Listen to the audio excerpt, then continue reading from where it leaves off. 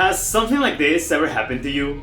Wow, I suddenly feel so motivated to play a JRPG. I should play that new one that just released because it looks so cool. Oh, Piece Odyssey.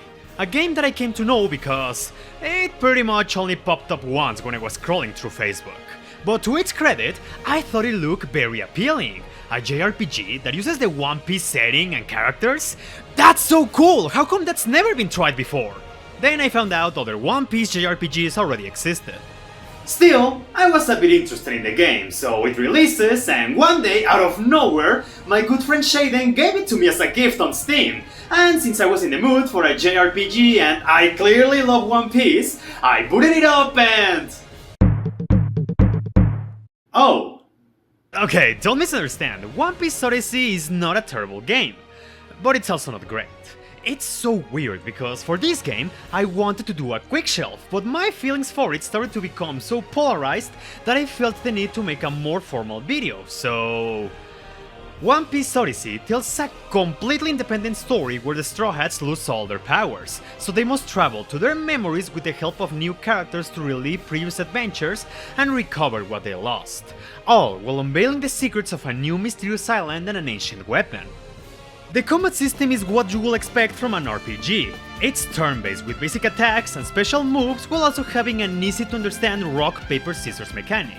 It's very simple, but it has its own cool twists that, honestly, make it very fun and set it apart. So in Odyssey, characters aren't always in a line against a group of enemies like in Final Fantasy or Dragon Quest. Most of the time, your party will be split in different groups during battle, and every character has to clear its own area from enemies so they can move to another one and help their crewmates. The cool part about this is that there's a decent amount of flexibility in how you can tackle the battles, since different attacks can hit enemies close to you or from far away. So say that Luffy has a hard time against enemies Robin is strong against. She can use her powers to crush the enemy's balls, literally, and potentially clear Luffy's area so he can move to a different area and fight enemies he's strong against. There's also other techniques that let you move to different areas. You can swap characters at any time, or unleash devastating group attacks to quickly clear battles.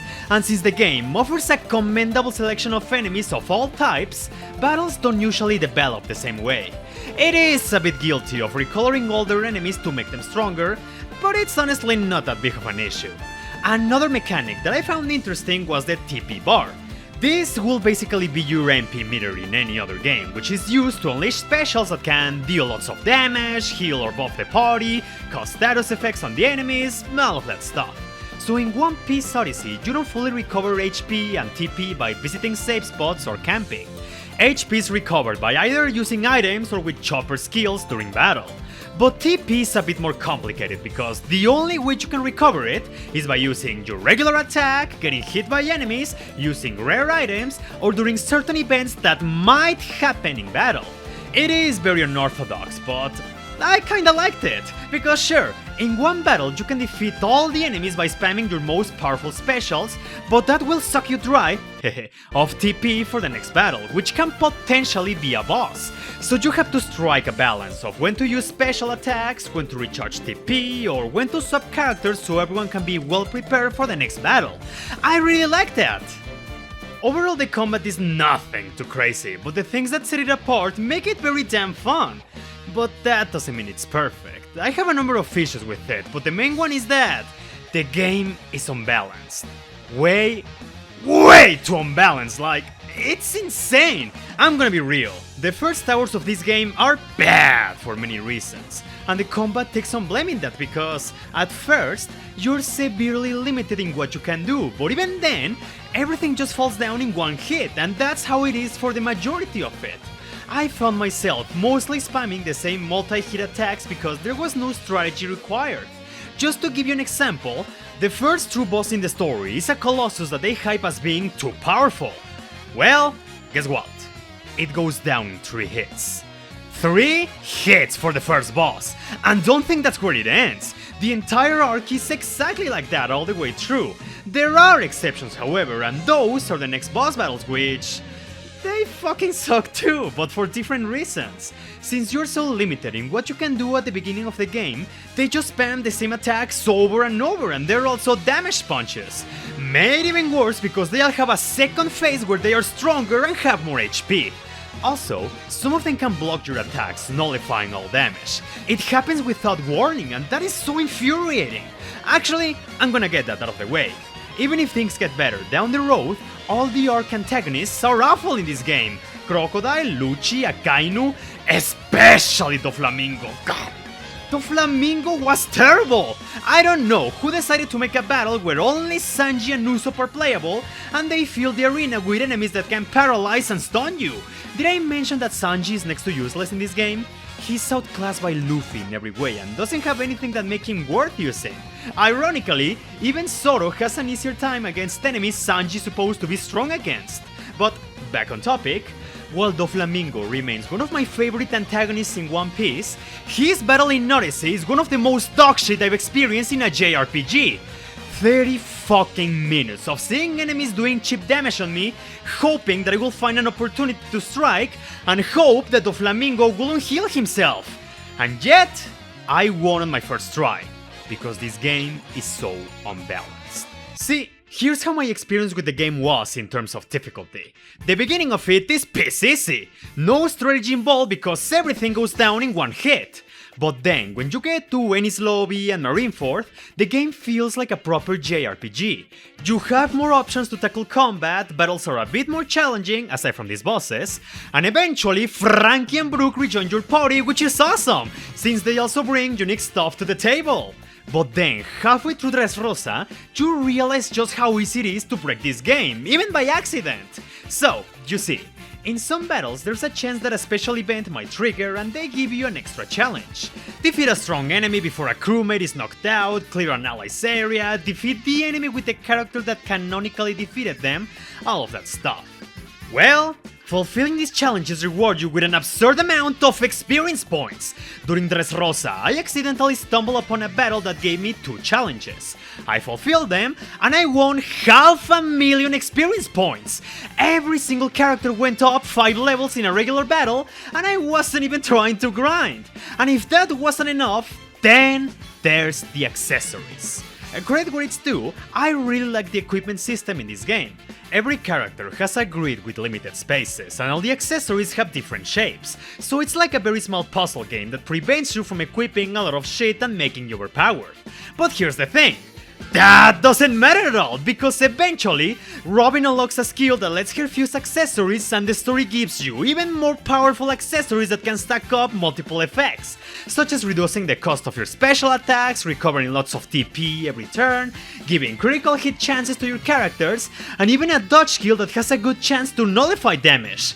I shit you not, by endgame, I could almost solo the entire game as Luffy. Even more absurd was the fact that I defeated the final boss of this game by using just 2 King Kong guns.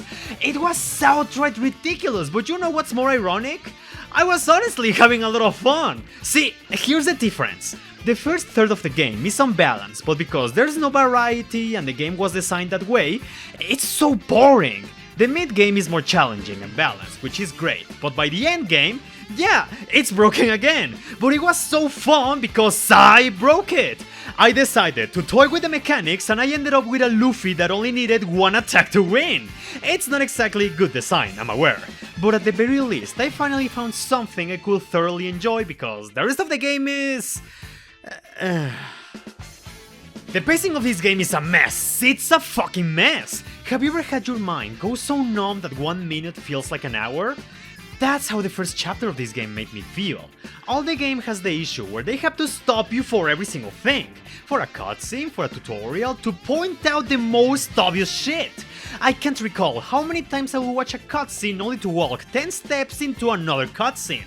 But these issues are at its worst at the beginning. Alabasta may be one of the most iconic arcs in all of One Piece, but in this game, it's the absolute worst.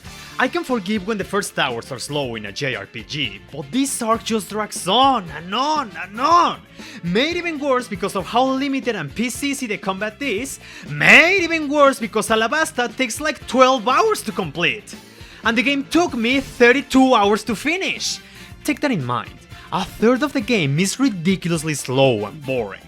Now I feel like offering an apology to Xenoblade 2's pacing. And again, it's so weird cause after it, Eni's lobby is way better paced. Yeah, sure they rush the story, but I'll get to that later. But there's not a single area that overstays its welcome.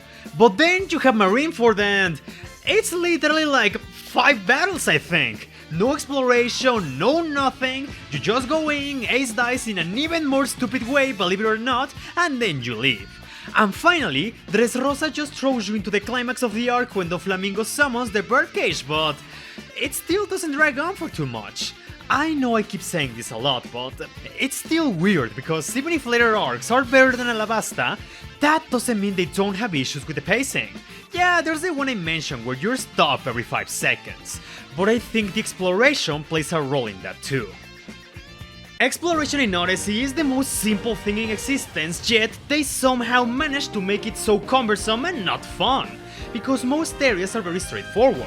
The most you can get out of it is taking a different hallway for the opportunity of getting an item, but even that has its issues. So in this game, you can take control of all the Straw Hats except Frankie and Brooke and Jinbei, who unfortunately is not playable in this game.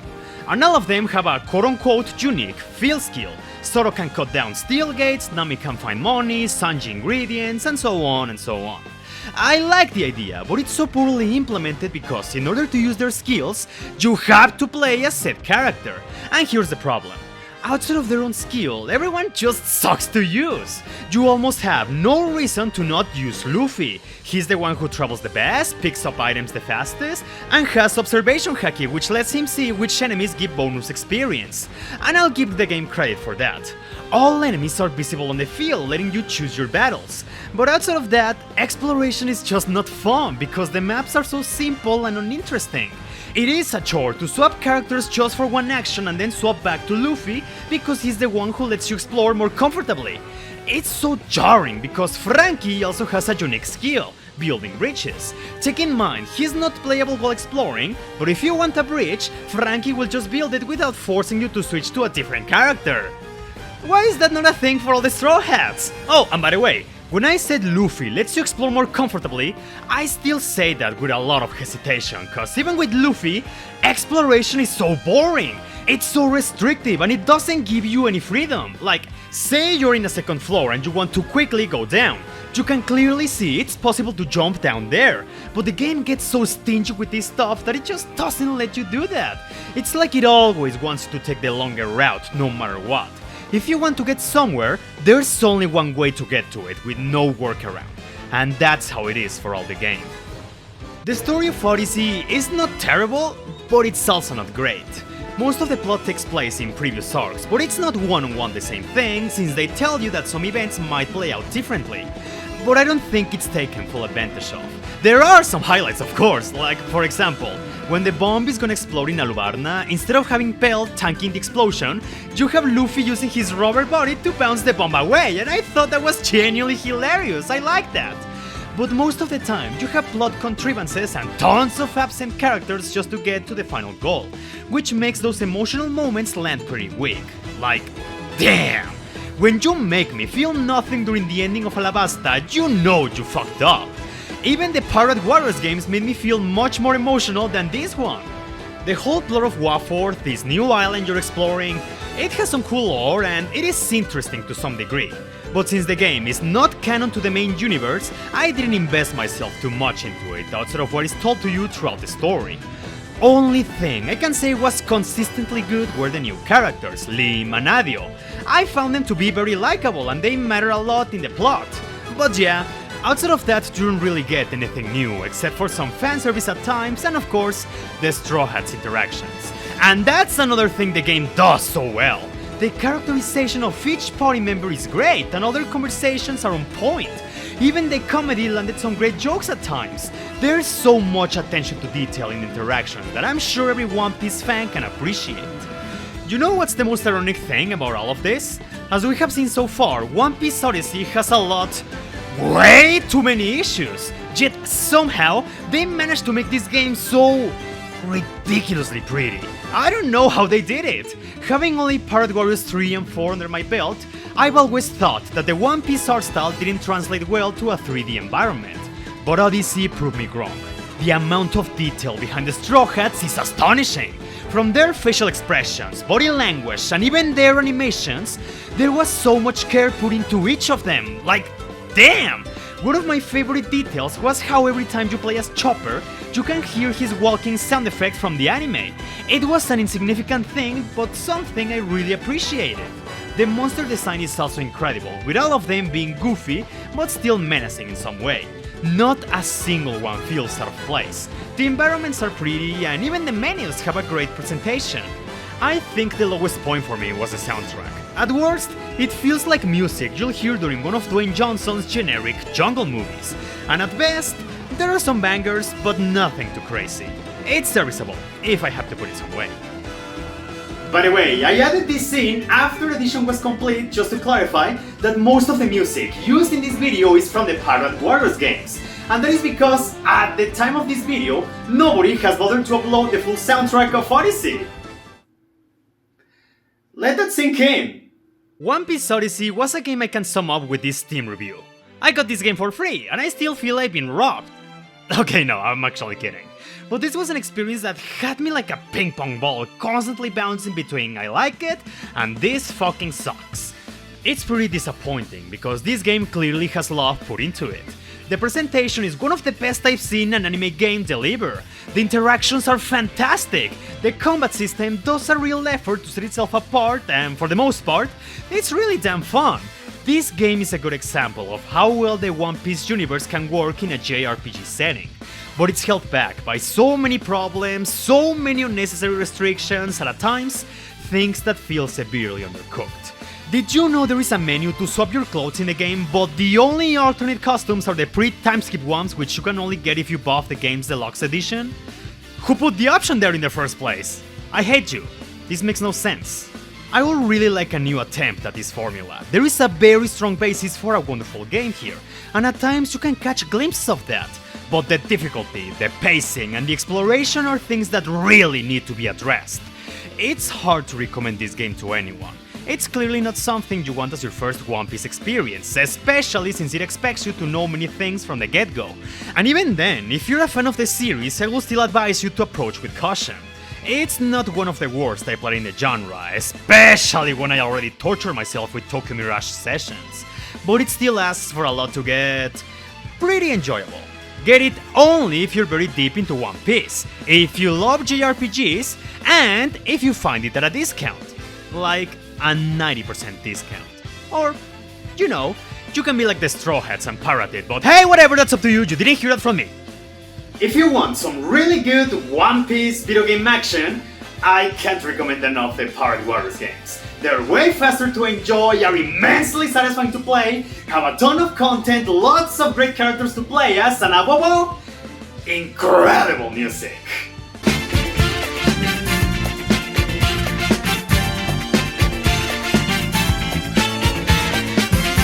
I'm pretty sure that's how I ended the last One Piece video.